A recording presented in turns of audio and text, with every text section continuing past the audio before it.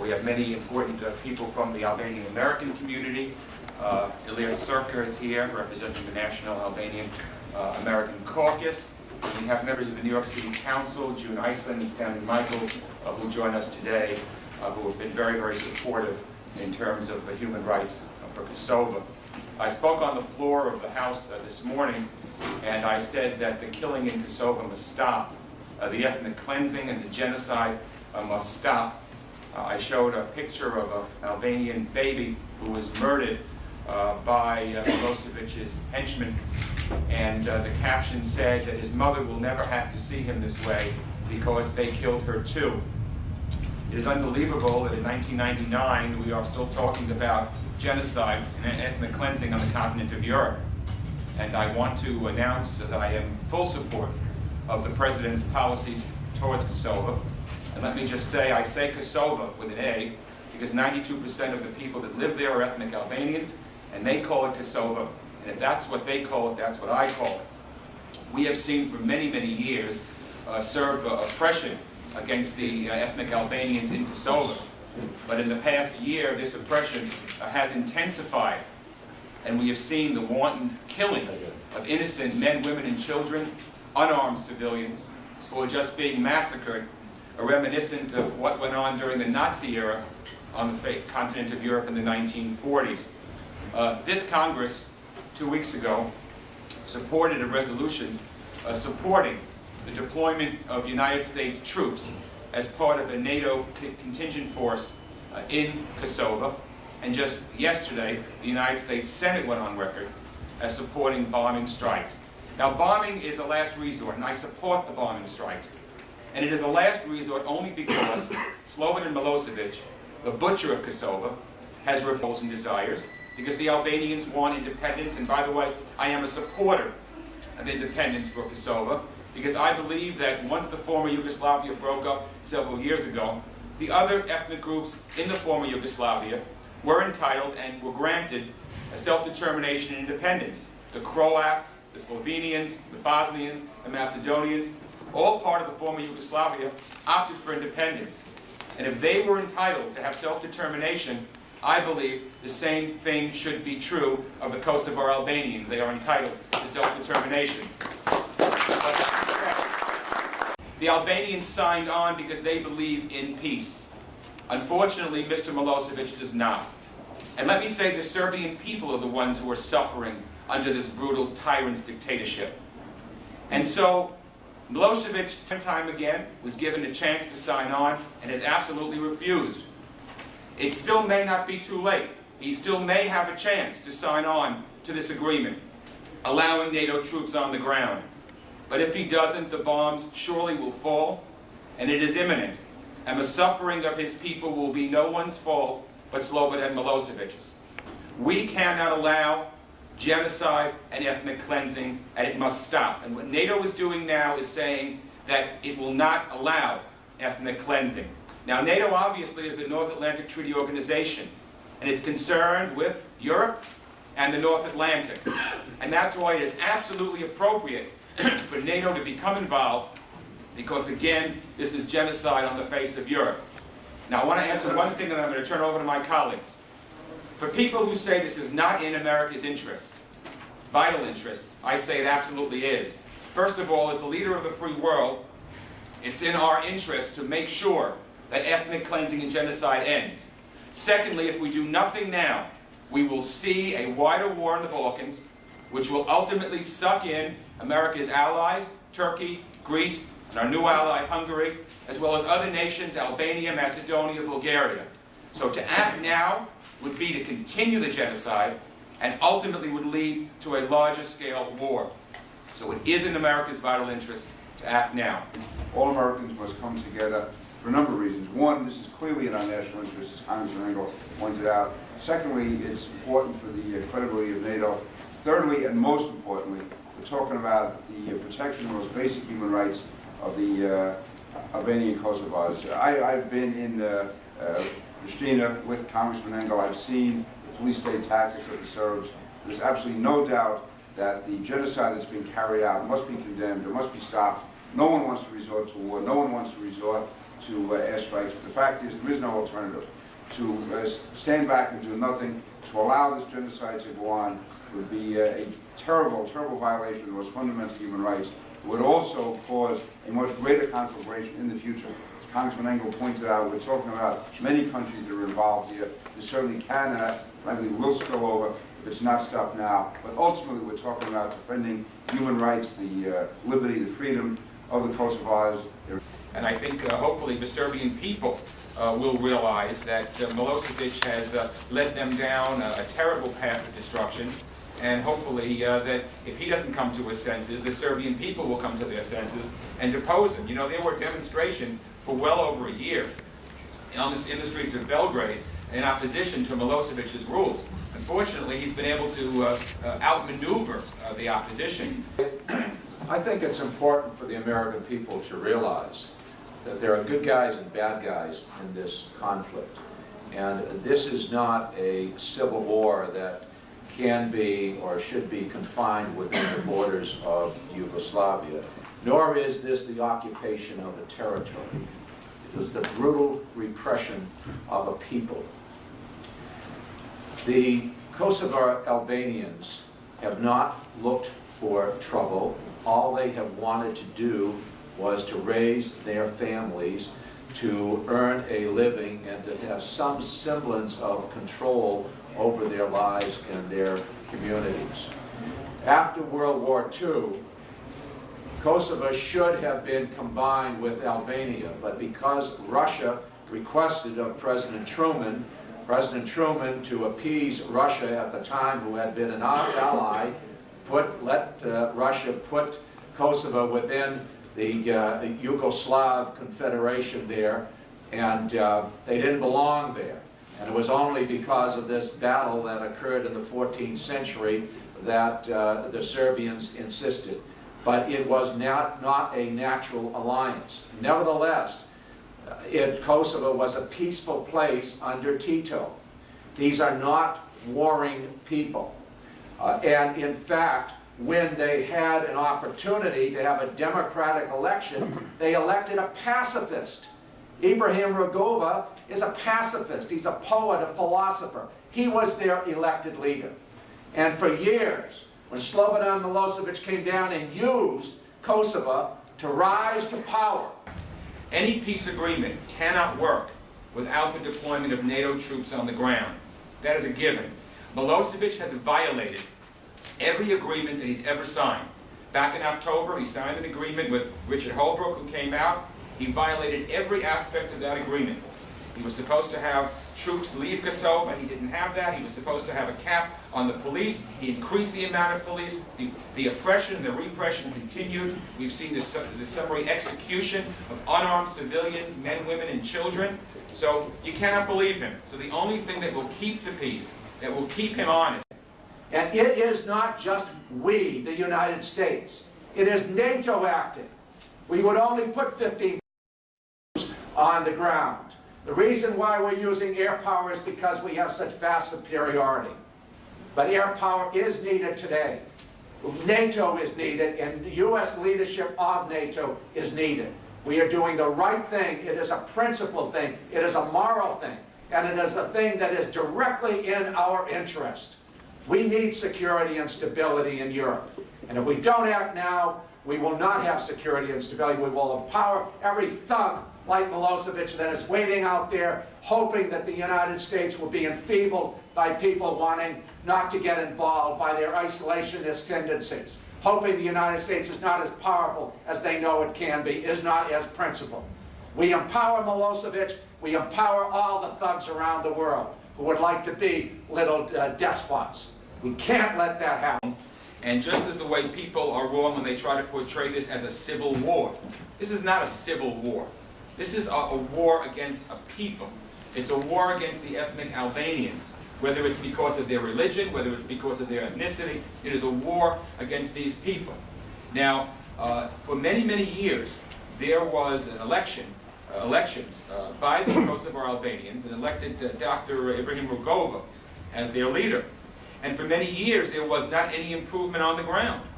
In fact, many of us who I had the opportunity to meet with Milosevic 2 years ago in Belgrade for well over an hour. And I told him that he ought to sit down with Rugova and give the Albanians the freedoms to which they are entitled. Milosevic would not admit this much in terms of Albanian oppression against the Albanians. He kept telling me I was misinformed, who's feeding me such lies, and when I quoted statistics and accuracy, he just would absolutely stonewall and deny it. So this is an oppression against a people. It's not a civil war. To me, it's only natural that if people see on the ground that there's been no improvement year after year after year, that you would have more militancy, particularly amongst the young people who don't see any improvement. So it's very easy to call a group terrorists. The fact of the matter is, Mr. Milosevic has nobody to blame but himself. If he didn't oppress the Kosovar Albanians, there'd be no need for an uprising. Ladies and gentlemen, the reason that we are here today is that we are here in the name of peace to try and save the lives of the Albanian women and children who are being slaughtered by Slobodan Milosevic's criminals. We suddenly now find ourselves as the only superpower, and we must not waver in our newfound strength in the face of despots and criminals who are torturing innocent people. Before me, you heard an eloquent response and reasoning as to why this issue is an American issue. President Clinton yesterday laid out very clearly why this is an American issue. It's an American issue because it prevents a further escalation of war in the Balkans, and it's an American issue because genocide and ethnic cleansing is being committed. Those are American issues.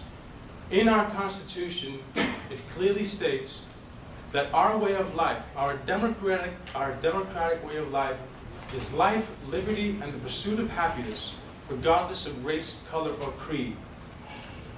And we now find ourselves in a situation where it is no longer providing just for the people on our shores, but our true greatness as a nation and as a way of life is to go beyond our borders and to protect the innocent. And so we thank our congressman for being here today, and we thank you for being here today in the name of peace to save the lives. Thank you very much, Congressman Engel. I want to say very briefly that as Albanian Americans, but as Americans first, we are proud that our country, this great nation, is taking steps to end genocide in Kosovo. That is reason number one that we are there, and reason number one that this conflict is in our national interest. We have an interest in ending genocide in the heart of Europe. If we can't end it there, we'll be hard-pressed to end genocide or prevent it anywhere else in the world. So that's reason number one. The second reason is the conflict in Kosovo cannot be contained within Kosovo's borders. It is in our national interest to stop the conflict before it spreads, because it will spread, and it will destabilize the Balkans, and it will destabilize Europe if the United States and NATO does not take action. So we are proud today, as Americans, that our president and our country, together with our NATO partners, are taking action to stop the genocide, to stop the slaughter. In our struggles and throughout our effort, what has made us strong is all of you in the communities, making a difference, going to the demonstrations, giving your money to campaigns, helping the rebels fight back home, helping your relatives and others live a decent life. All of you have made the difference, and for that I'm proud of you, and I salute you.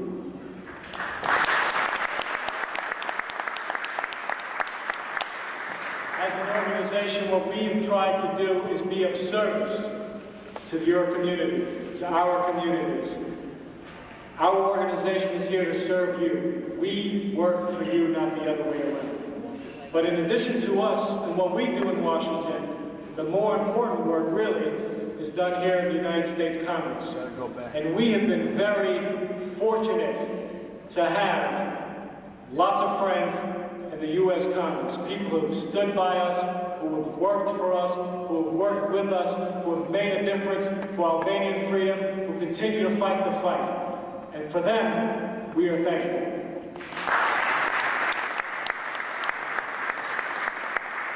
And we are also honored to have them as our friends.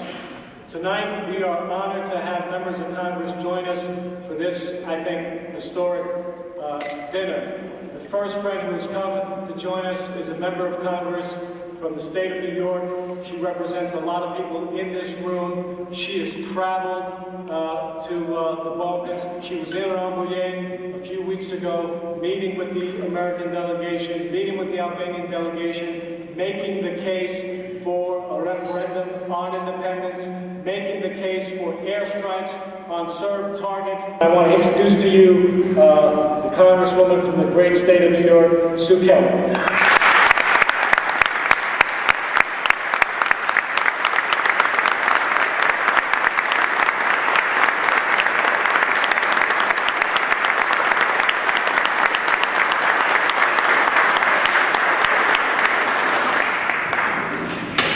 Thank you.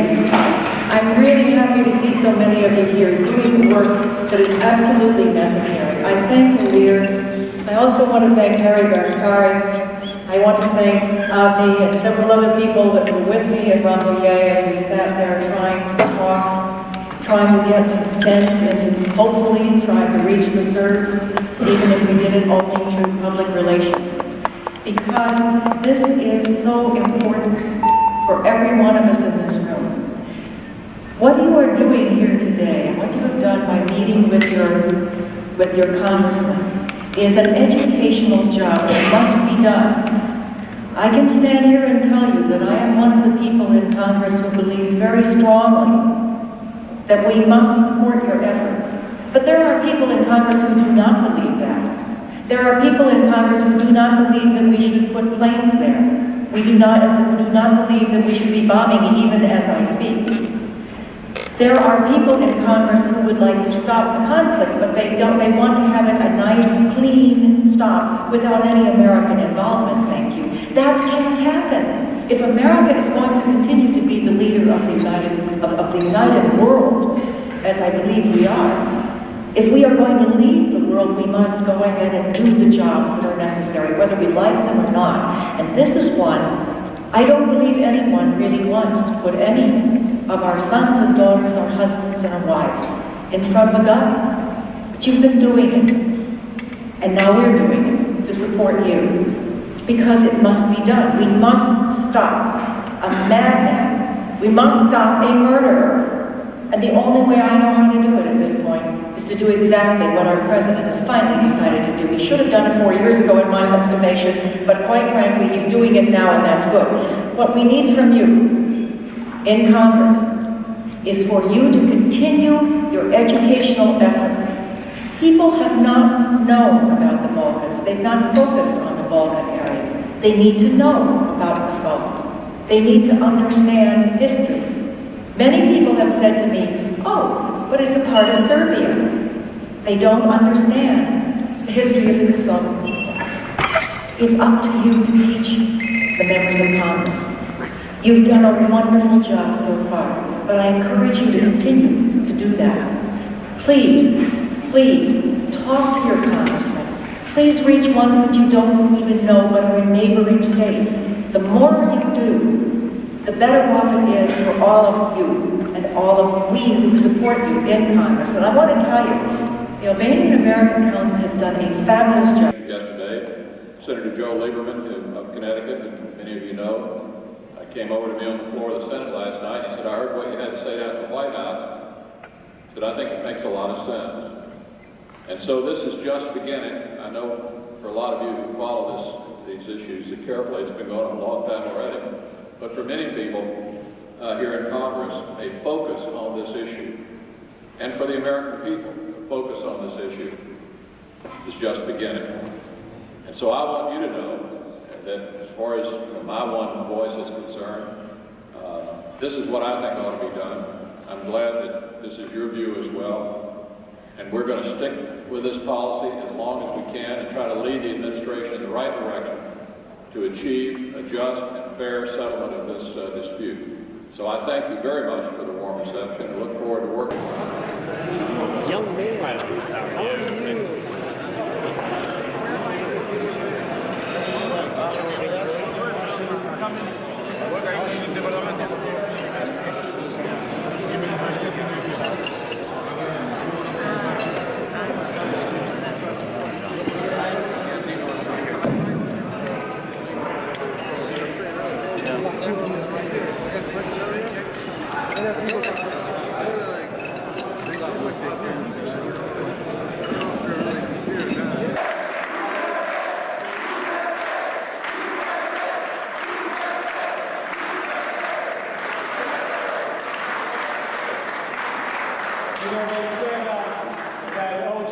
Had a dream team, but I think we have the dream team, and they're right here.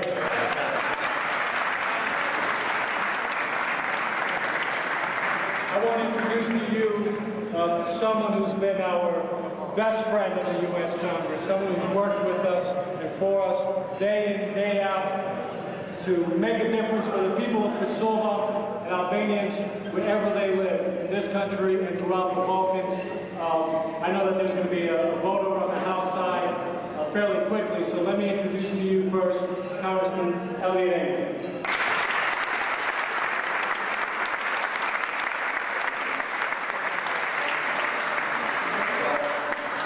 Thank you very much, Aaliyah, and thanks all of you for the nice, warm welcome.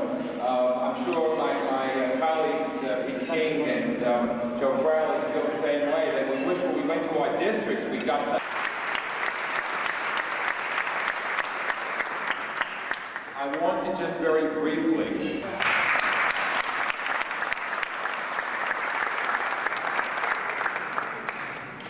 no one knows Milosevic better than the Albanians.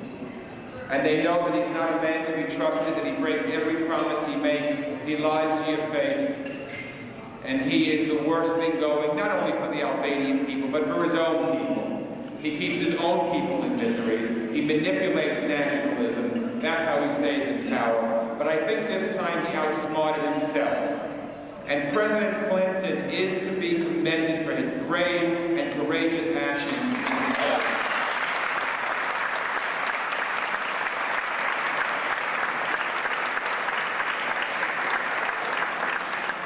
So I just want to welcome you all to Washington. It's so good to see so many people here. Those of you who were at the press conference earlier this morning know that my colleagues and I and others that aren't here made some statements, and I said that I really think that the Albanian American community has really come of age. Like other ethnic communities in the United States, they understand the process, they understand how important it is to get involved. You understand that you have made a difference.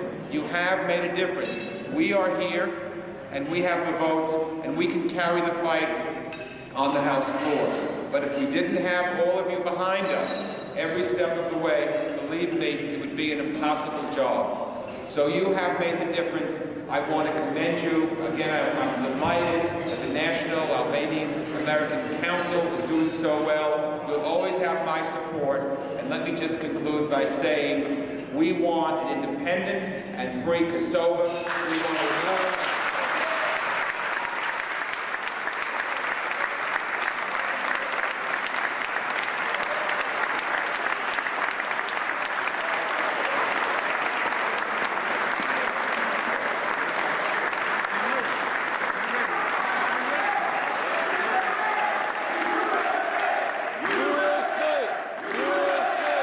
Our very, very good friend, Congressman Pete King.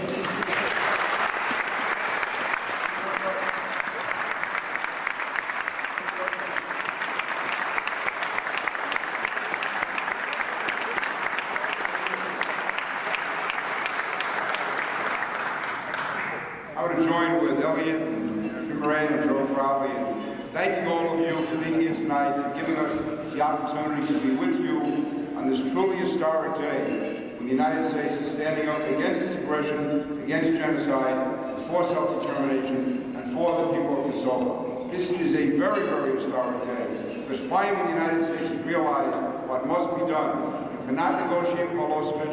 You cannot bargain with Milosevic. He only understands power. He only understands force. He only understands military action. I want to thank all of you for the efforts that you've made over the years to awaken the conscience of the American people, to alert the American people and the American Congress as the terrible atrocities that are being carried out against the Albanian Kosovars. It's just terrible what's gone on for these years. The genocide has been carried out, but now because of your efforts, because of the tremendous leadership in Congress, from ELIOT ENGEL and others, we are now on the verge, I believe, of victory, of stopping Milosevic in his tracks, of realizing that the people of Kosovo are entitled to self-determination, to autonomy, and yes, to independence. We're entitled to that. We will get it. And tonight, I believe, is the most major step ever taken by our country and by NATO to bring that result about. So Milosevic's days are numbered. The aggression against the people of Kosovo is going to come to an end, and we must all stand together as one in these days and weeks and months ahead, because victory is there. It's going to be obtained, and it's going to be because of all of you. So thank you for having us tonight, and let us never forget the historic moment that all of us are going through right now. This is a great moment in American history. It's a great moment for all of you. It's a great thing for decent men and women everywhere. Thank you all for coming.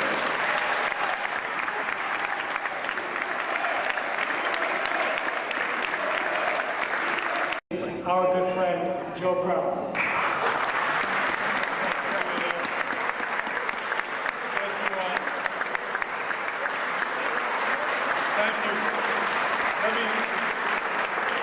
Thank you all very much. I just got noticed I have the beeper on. We just got beeped for a vote. So I'll be very brief. I know that Jim Moran wants to say a few words. He got to go ahead of me last time, and I know how that felt. It won't be the same when I go, Jim, don't worry. I just had an opportunity to speak on the floor. I've only been here 2.5 months, and I have to tell you that this moment was one of the most moving moments I've had so far on the floor of the House of Representatives. Our young men and women right now, American men and women, are putting their lives on the line. They're putting their lives on the line for justice, against tyranny, against a slaughter of his own people. The butcher of Belgrade is getting a lesson this evening and for the next couple of days. And he's feeling what it feels like to have a person or a bigger entity let him know what force feels like. And that's what we're doing now.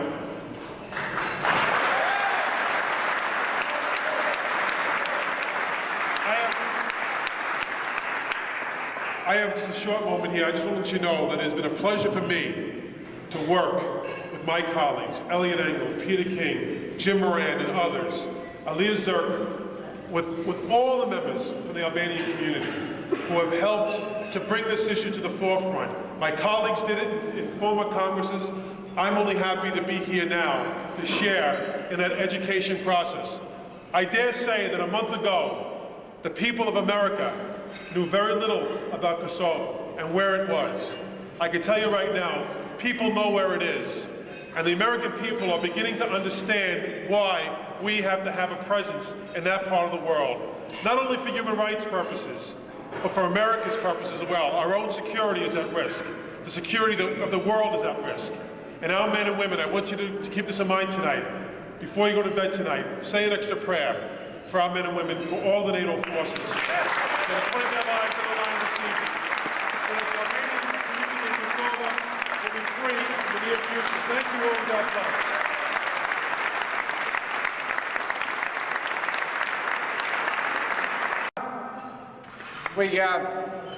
We got to go vote because this vote is to show support for our troops and what they're doing over in Kosovo and what they're doing to that thug Slobodan Milosevic. But let me tell you, I want to get this out. My buddy Elliot here, you know, we went over there. We wanted to go to Pristina. We wanted to see what was going on, and it wasn't the first time that we were going there. And that son of a gun stopped us at the border. He wouldn't let us get in.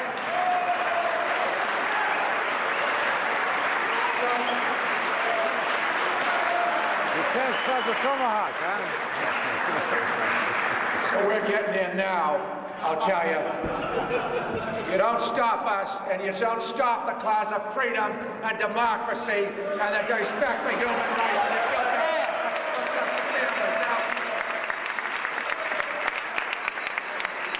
actually going next week. A couple other members, we're going to be over in Italy, and we're going to go over there. They, again, obviously, they don't want us going in now. We're going to go over to Skopje. But, look, we are not in this just because we support Albanian Americans. We're not just in this because we've got friends that have relatives. We are in this that are under jeopardy and under threat from a thug. We are in this because this is the principled thing to do, principled ways.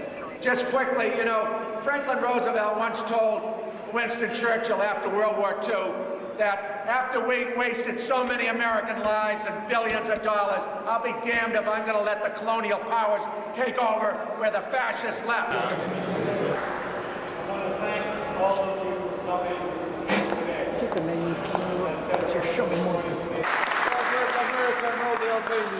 Earlier this century, the United States had made the difference to create an Albanian state and to preserve an Albanian state. It is the United States at the end of the century that's making a difference to stop genocide in Kosovo and to give us a chance to build our institutions and to fight for the freedom that we know we will have one day, and we will be free one day.